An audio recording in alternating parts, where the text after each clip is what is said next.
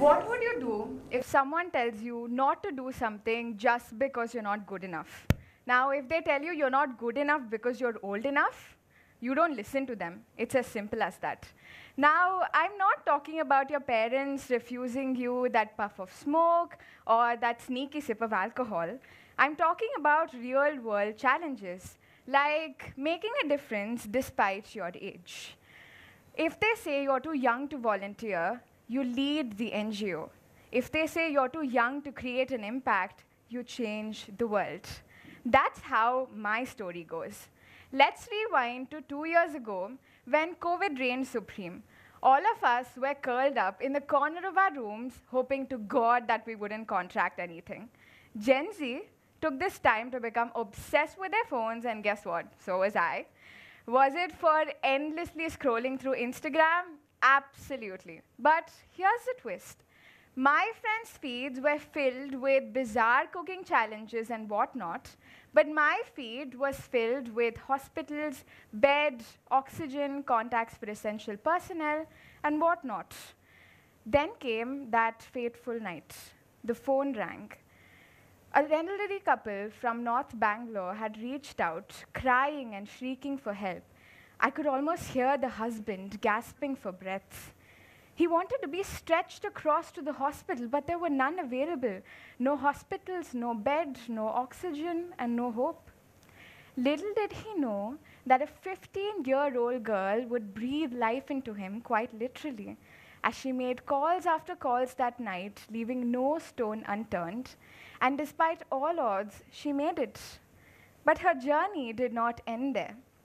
She went on to save 849 lives in Karnataka, 124 lives across other states, in addition to her beneficiary count of 27,000 people. That's the person you're going to be listening to for the next few minutes. The young girl turned young leader, determined to make a difference no matter what her age. I'm an 18-year-old philanthropist and a young change maker. But the journey to get here was seldom easy. My abilities were underestimated and my efforts were undervalued. It was like playing a game of snakes and ladders, just when you think you're getting right to the top, you find yourself right back at the start. But what seemed like a handicap to me was indeed my strength. I could think more freely, more openly, and more creatively than my older colleagues.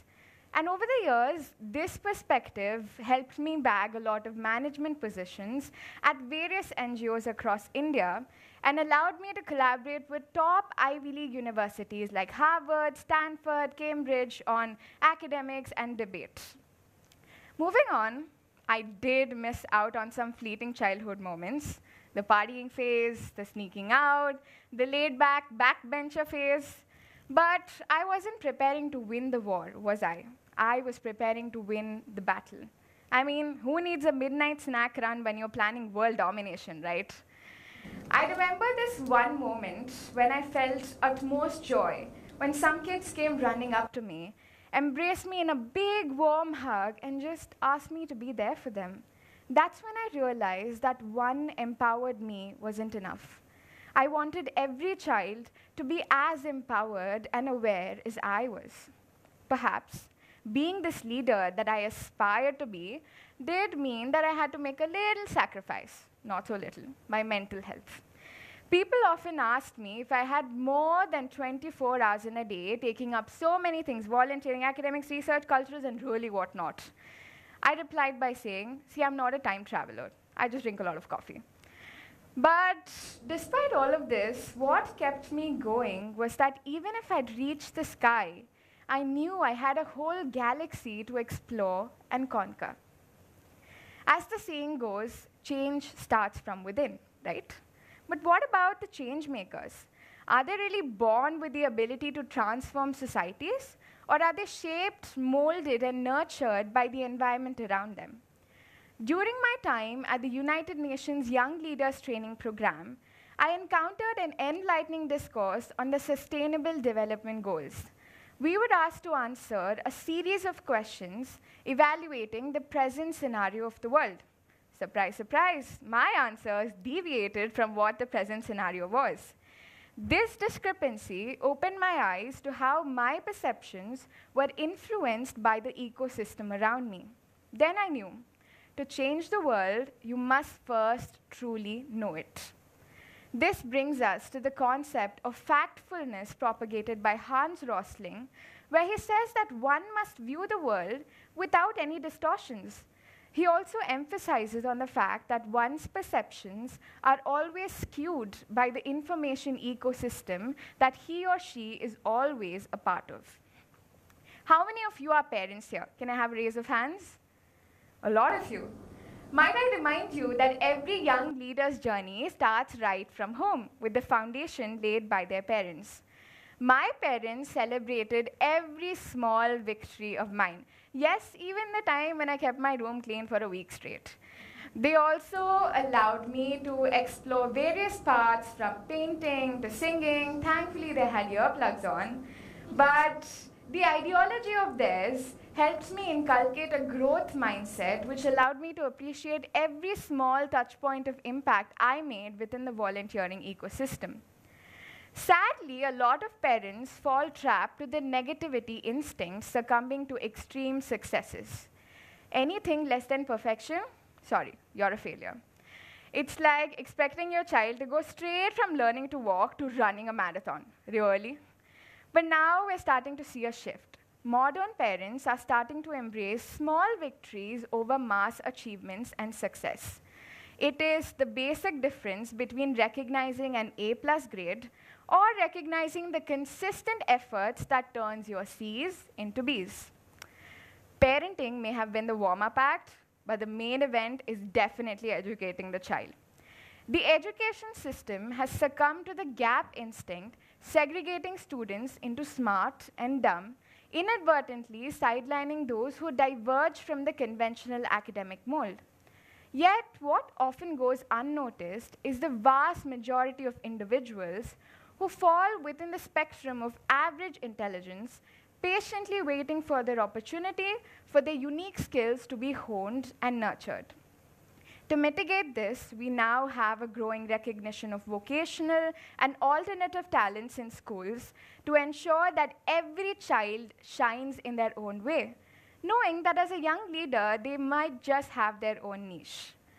But no matter how groundbreaking the changes are in an education system, peer influence remains its unspoken engine.